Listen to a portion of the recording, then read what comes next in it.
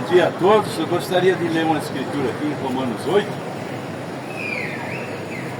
no capítulo 8, versículo 28.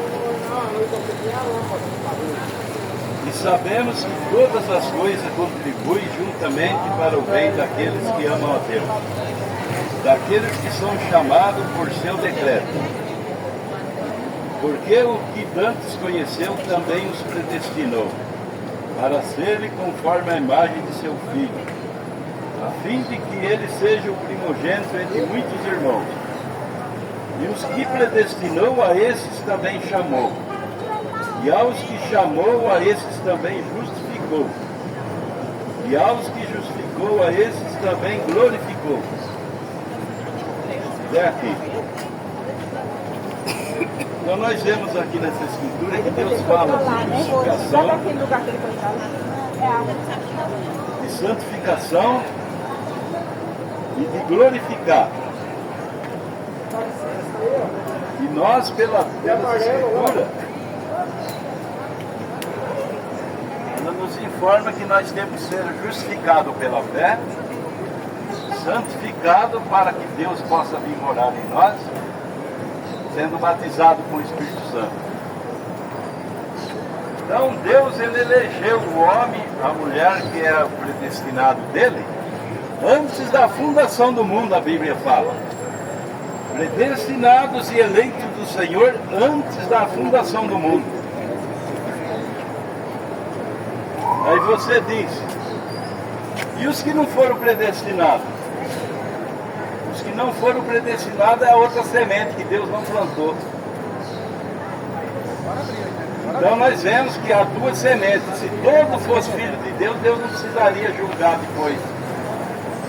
Tanto é que ele deixou o livre-arbítrio. Para aqueles que são seus filhos verdadeiros, eles vão se reconhecer que ele é um dos eleitos através das Escrituras. Através da palavra de Deus ele vai ver, se identificar com ela, que ele é um filho de Deus. Por isso que a Bíblia fala, aquele que crê em mim, como diz as Escrituras, tem vida eterna. Quer dizer, tem Deus em você.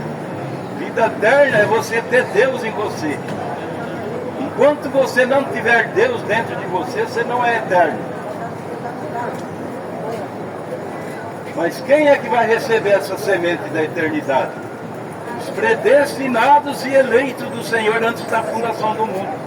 Que a Bíblia fala que o vosso nome for escrito no livro da vida do Cordeiro. E aqueles que não têm o seu nome escrito no livro da vida do Cordeiro, Deus não vai escrever igual as igrejas andam falando por aí, não. A Bíblia diz que os eleitos e predestinados, seus nomes já foram escritos antes da fundação do mundo. Antes de Deus criar esse planeta aqui, ele já estava com você em mente. Por isso que esse ensinamento, já vi muito isso daí, chamada de altar, o pastor chama você lá e fala que Deus vai escrever seu nome no livro da vida do Cordeiro. A Bíblia fala que já foi escrito antes da fundação do mundo.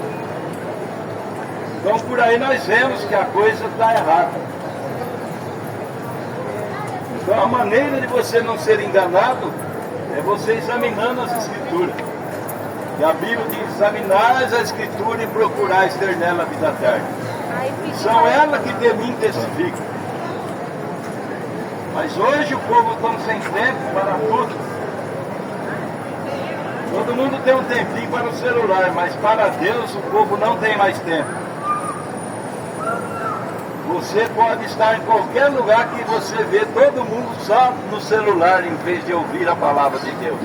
Até mesmo em igreja, hoje a gente vê, o povo está lá, em vez de estar ouvindo a Deus para não perder o ensinamento que Deus está passando para a igreja, ele está distraído, conversando com namorada, conversando com um amigo, ao invés de ouvir a voz de Deus. E Deus, quando ele trata com uma pessoa, ele tem uma linha de pensamento. Se a pessoa não estiver no mesmo espírito, ele não vai captar aquela mensagem. Estamos vivendo numa era das coisas tudo apressando. tudo apressado. É pressa para ir para casa, é pressa para fazer aquilo que tem que fazer, é pressa para ver se tem mensagem no celular, menos pressa para ver se Deus fala com ele. Como Deus vai tratar com uma pessoa que não dá ouvido para a palavra de Deus? Jamais Deus vai, porque a fé vem pelo ouvir e ouvir da palavra de Deus. Amém. Como você quer ter fé gerada em seu coração sem ouvir a palavra de Deus? Aquilo não vai ser gerado nunca naquele coração. Por isso que a Bíblia fala: tudo que fizer por fé ou por obra, fazer em meu nome, o Senhor Jesus Cristo falou. Só que a pessoa tem que ter um desejo, um clamor. Se você clama por Deus, é um sinal que existe um Deus em algum lugar. Se você clama por comida, é porque tem comida. Chega aquela fome em você, você precisa de algo para se alimentar. Se você clama por água, há um desejo de matar aquela sede, é porque tem água para responder aquela sede. Se você está enfermo e clama por cura, é porque existe um curador em algum lugar. E quem é esse curador? A Bíblia fala que é o Senhor Jesus Cristo. Ele que morreu por cada um de nós para perdoar o nosso pecado, para curar nossas enfermidades, para salvar a tua alma, para te dar a vida eterna. Então, estamos aqui nessa manhã para falar desta palavra de Deus, qual a fé gera por ouvir essa palavra. Se você quiser conhecer mais dessa mensagem, nós pregamos a mensagem de um profeta que veio restaurar todas as coisas nesta era. E dá a promessa dele em Malaquias: antes que venha o grande e terrível dia do Senhor, eis que eu vos envio o profeta Elias, e ele restaurará todas as coisas. E esse profeta tem vindo e restaurado, começando a restauração do batismo nas Escrituras.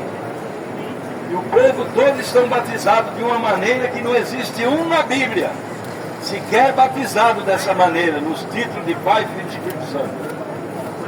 Todos os atos batismais escriturísticos na Bíblia é em nome do Senhor Jesus Cristo. Só que as igrejas abandonou isso em 325 lá atrás, depois da morte de Jesus Cristo. E eles preferem ficar com o batismo falso do que com o verdadeiro. Isso é seguir a Jesus? Jamais. Isso é seguir o sistema, tradições de homem, religiões de homem que não levam o homem a lugar nenhum.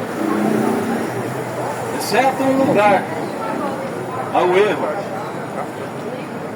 Mas quando você faz a coisa de acordo com aquilo que está escrito nas Escrituras, você acerta o alvo. E qual é o primeiro batismo feito depois da morte de Jesus Cristo? Atos 2,38. Pedro batizando mais de 3.000 almas no dia de Pentecostes. E Pedro não estava com minhoca na cabeça igual o sistema religioso está, não. Pedro tinha acabado de ser cheio do Espírito Santo, ali em Atos 2,38. Eles ficaram 40 dias e 40 noites orando e jejuando, para Deus vir e batizar eles com o Espírito Santo, para eles sair pregando a verdade, não a mentira, dogma do sistema. Então aquelas palavras que Pedro falou, não foi Pedro que falou, foi o Espírito Santo, na boca de Pedro que falou, que ensinou aquele povo. E fez a pergunta: o que devemos fazer, nós irmãos, para ser salvos? Não para pertencer a essa igreja, aquela ou aquela outra. Para ser salvo. Ele falou: arrependei-vos e convertei-vos cada um de vós, e seja batizado em nome do Senhor Jesus Cristo para perdão dos pecados. Recebereis o dom do Espírito Santo. E a promessa é para vós, para vossos filhos, para todos que estão longe, para tantos quanto Deus chamar, até a consumação do século. Vamos ficar aí na sombra aí. Então ainda não consumou esse século. Se não consumou, isso é para você. Mas Deus não obriga você a aceitar essas coisas. Simplesmente Ele manda nós pregar a verdade. E é o que estamos fazendo. Agora aceitar ou rejeitar, isso é com você. Cada um tem um livre-arbítrio de escolha. Se você aceita ou se rejeita.